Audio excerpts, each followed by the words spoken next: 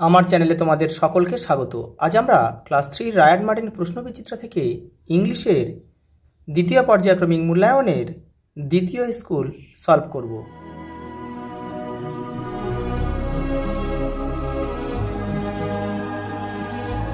School Krishnanagar collegiate school. দেখো প্রথম প্রশ্ন, অ্যান্সার দ্য ফলোয়িং কোশ্চেন। দেখো, what did Hamid's father do. হামিদের বাবা কি করে? দেখো, Hamid's father is a fisherman, একজন জেলে। পরেটা দেখো, what are the main source of water. জলের প্রধান উৎসগুলো কী কী? দেখো, the main source of water are rain and snow, বৃষ্টির জল এবং বরফ। পরের প্রশ্ন দেখো, write the name of the harmful insect. ক্ষতিকারক পতঙ্গের নাম লিখতে বলেছে একটা। দেখো, mosquito is a harmful insect, মশা।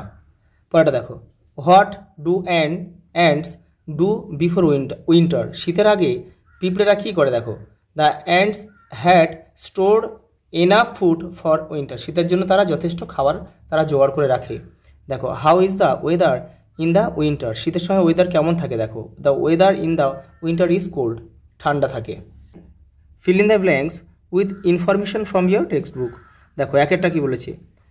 The skin of the frog was rough and moist. এটা তোমাদের টেক্সটের 83 পেজে পেয়ে যাবে। পরে দেখো, he overheard one fisherman talking to another.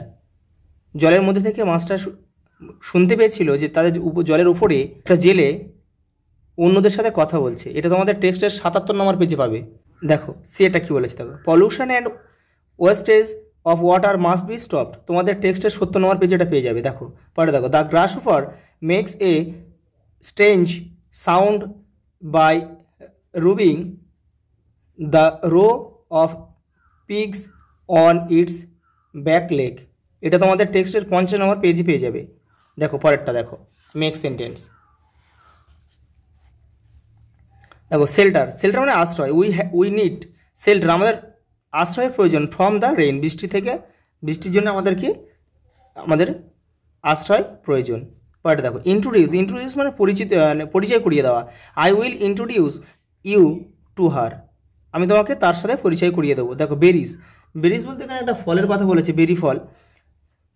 দেখো, the birds love to it the small blackberry. পাখিরা ছোট ছোট কালো বেরি খেতে ভালোবাসে। দেখো, ইমিটেট মানে নকল করা। দেখো, the monkey can imitate the action of the people. পরেরটা দেখো, এমটি মানে খালি।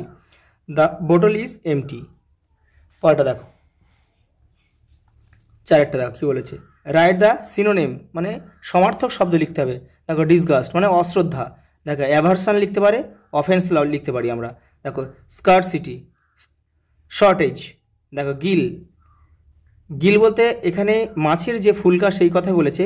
দেখো, ব্রিথিং অর্গ্যান অফ ফিশ, মাছের শ্বাস প্রশ্বাসের যন্ত্রটাই হচ্ছে গিল।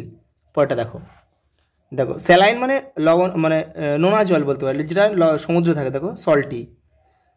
পিঞ্চ মানে চিমটি কাটা। দেখো, টুইক মানেও চিমটি কাটা। পরেরটা দেখো, পাঁচেরটা কী বলেছে? Write the opposite word of the following. দেখো, সিঙ্গেল মানে একজন। দেখো, মাল্টিপল মানে অনেকজন।